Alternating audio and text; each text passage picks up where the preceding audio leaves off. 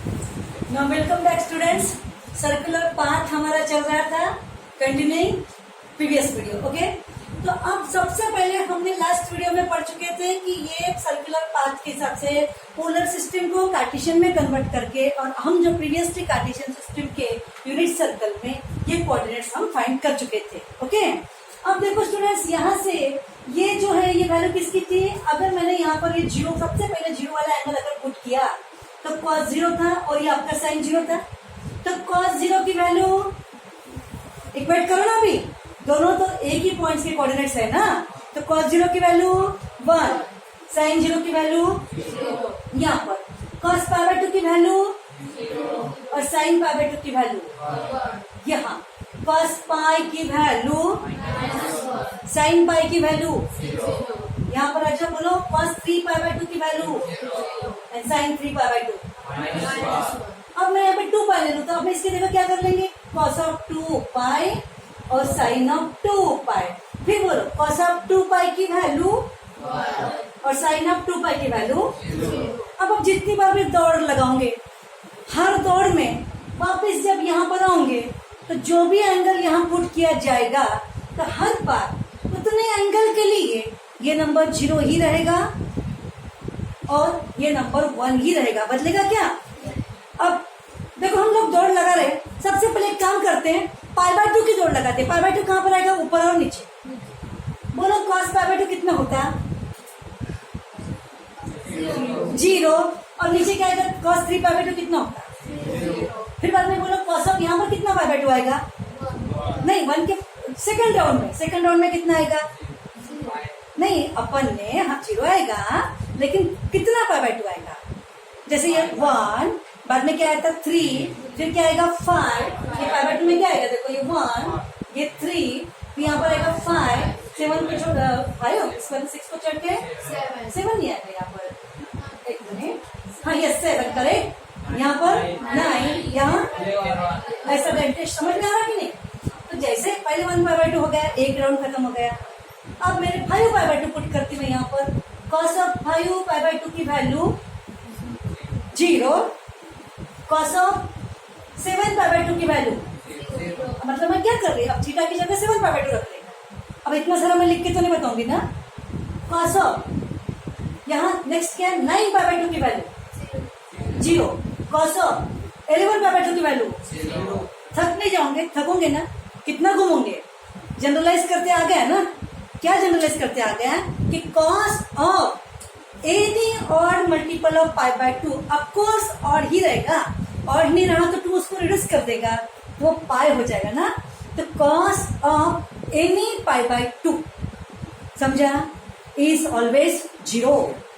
ये कंक्लूजन समझ में आ गया? ओके, हाँ, तो फिर अभी हमारा सीख लिया हमने कि cos ऑफ एनी और पाई बाय 2 इज ऑलवेज 0। चलो जवाब दो, cos ऑफ 8 पाई बाय 2 कितना होगा? मैंने तो पढ़ाया नहीं। cos ऑफ 8 पाई बाय 2 1 होगा, मैंने पढ़ाया क्या? नहीं पढ़ाया मैंने अभी फिलहाल। ठीक है, फिलहाल तो इतना है कि 8 पाई बाय 2 का 0 होगा क्या? क्यों? क्योंकि 2 उसको रिड्यूस कर दिया, वो पाई बाय 2 नहीं रहा। तो जो भी पाई बाय 2 रह जाएगा, कब रहेगा? ऑड पाई बाय 2 रहा तो फिर इस तरीके से हम कंक्लूजन बना सकते कि cos of any odd multiple of pi by 2 always 0। समझ में आ गया? और ऑड का स्ट्रक्चर कैसे रहेगा? 2n+1, that is cos of, मैं अपनी भाषा में, odd pi by 2 is always 0। cos का रेसिप्रोकल क्या होता है? cos का रेसिप्रोकल क्या होता है? sec। और cos किसके डिनोमिनेटर में आता है? tan के। tan के भी तो डिनोमिनेटर में cos आता है ना, sin अपॉन cos होता है कि नहीं? तो cos किसके लिए 0 हो रहा? नहीं, cos किसके लिए 0 हो रहा? कौन से एंगल के लिए? 90 वाले। 90, अब अपन 90 नहीं बोलने का, 90 वाले बोलने का। 90 वाले मतलब और सभी के सभी और पाई बाय 2 के लिए cos 0 बनेगा ना। तो cos जिन एंगल्स के लिए 0 बनेगा, उन एंगल्स के लिए sec और tan नॉट डिफाइन हो जाएगा। समझा कि नहीं? तो फिर sec ऑफ 3 पाई बाय 2 का आंसर बताओ। नॉट डिफाइंड, क्योंकि cos 3 जीरो हो रहा है ना, तो 1/0 से क्या बनेगा, नॉट डिफाइंड बनेगा ना। अभी बताओ tan ऑफ 11/2 का आंसर क्या रहेगा, नॉट डिफाइंड। क्यों, क्योंकि डिनोमिनेटर के नीचे cos आ रहा है कि नहीं, cos सभी π/2 के लिए जीरो बन रहा, सभी और π/2 के लिए जीरो बन रहा, इसीलिए cos जिसके डिनोमिनेटर में किसके, sec और tan के है कि नहीं, तो इसीलिए sec और tan सभी और π/2 के लिए नॉट डिफाइंड रहेगा।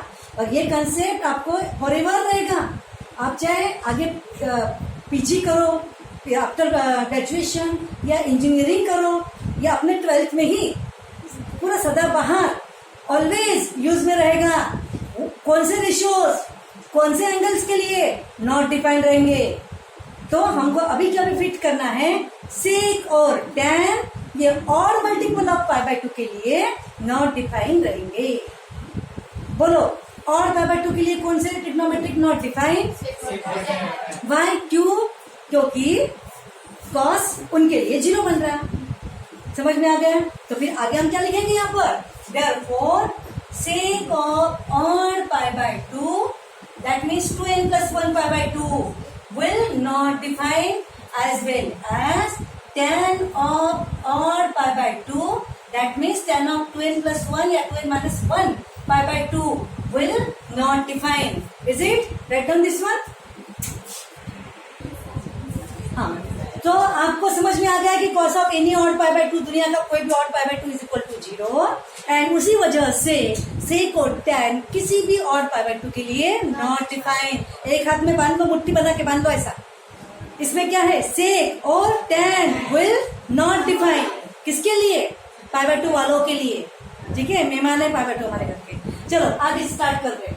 अब यहाँ से हम घूम रहे हैं, नहीं वही बोले वाले नहीं क्या, π/2 वाले, पाई वाले, तो ओके। अब यहाँ ध्यान रखो अच्छी से, जैसा सभी π/2 वालों के लिए cos जीरो बन रहा, वैसा सभी पाई वालों के लिए साइन जीरो बनेगा। ध्यान रखो यहाँ से, सेकंड नंबर के आपका साइन है ना, दुनिया के सारे पाई वाले एंगल्स कहाँ पे आ रहा है, एक्स एक्सिस पर, एक तरफ आता है लेफ्ट ऑफ पाई और इधर में आएगा राइट ऑफ पाई, आएगा कि नहीं, 1 पाई 3 पाई, अपन थोड़ी देर पहले अपन देखे कि नहीं सर्कल में। तो फिर साइन पाई की वैल्यू, पहला number cos, second number sine, sine pi की वैल्यू 0, साइन 2 पाई की वैल्यू, साइन 3 पाई की वैल्यू, पता नहीं आपको, पाई 3 पाई 5 पाई ऐसे, यहाँ पर 0 2 पाई पता है ना। तो फिर से बोलो, साइन पाई की वैल्यू 0, साइन 0 का वैल्यू 0 पहले से था, साइन 2 पाई का भी 0, साइन 3 पाई का भी 0, साइन 4 पाई का भी 0। ओवरऑल क्या बोलेंगे अपन, sine of any integral value of pi, integral मतलब 1 पाई 2 पाई, और नेगेटिव भी घूमेंगे तो ऐसे ही आएगा, -1 2 में भी, तो always 0।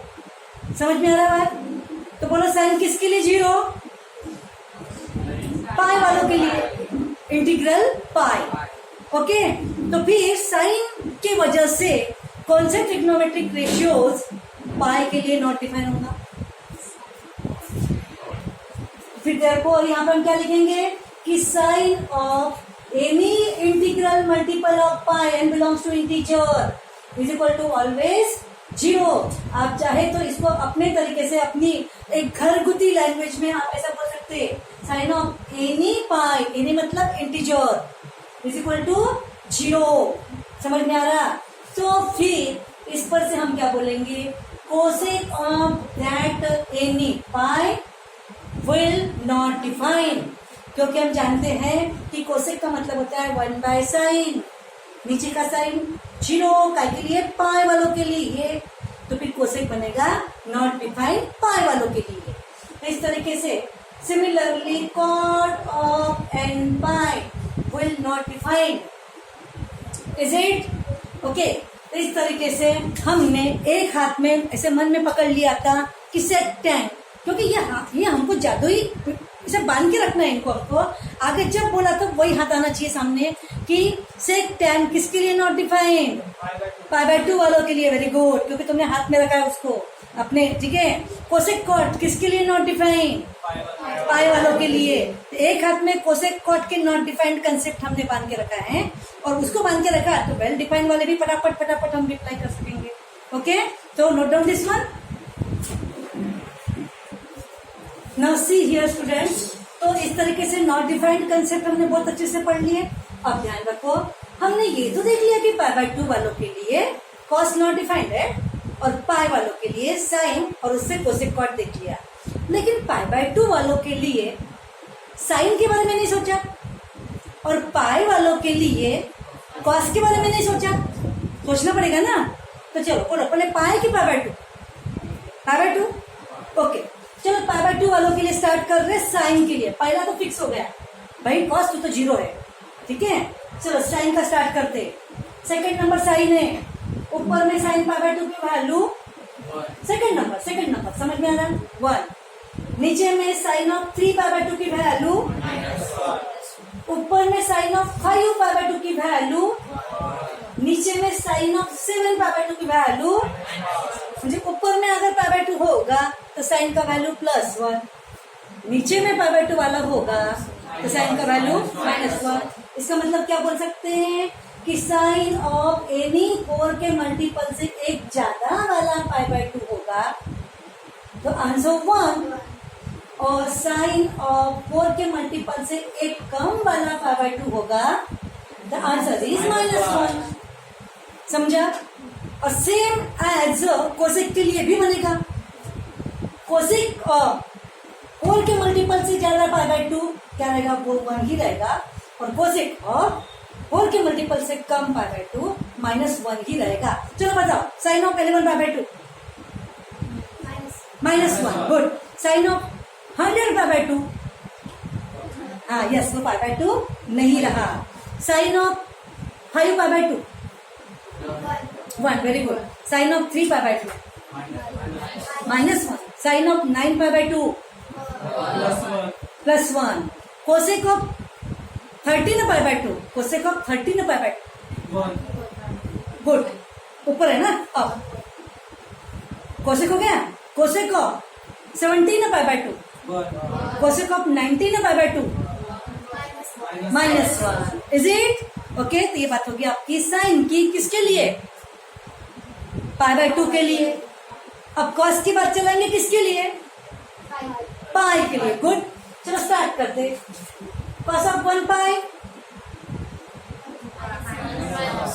Cos of 2 pi, cos of 3 pi, cos of 4 पाई। पहला नंबर कॉस कॉस कॉस है ना। तो इस तरीके से क्या कंक्लूजन होंगे, बोला बोलो यहां से।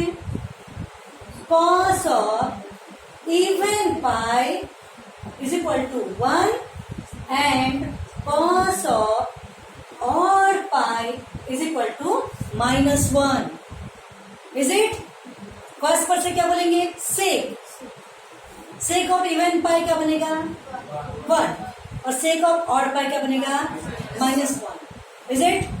और ये सब होने के बाद हम जस्ट प्रैक्टिस के लिए बोल सकते हैं, जस्ट कॉस 1 पाई या फिर कॉस ऑफ 3 पाई या फिर cos of 5 pi dash cos of 2n plus या -1 pi is equal to always -1। और यहाँ पर क्या बोलेंगे, कॉस ऑफ 0 इवन या फिर कॉस ऑफ 2 पाई या फिर कॉस ऑफ, नहीं बेटा 3 और ले गया, 4 पाई। ऐसा करते करते cos of even pi, even का स्ट्रक्चर क्या रहेगा, 2n, n belongs to integer, even pi always 1. Is it? Can I write down this one?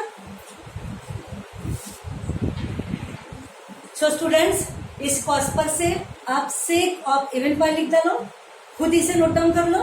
Sake of even पाई +1 और आपका sake of odd pi will be -1। Okay, +-1 आप लिख डालो।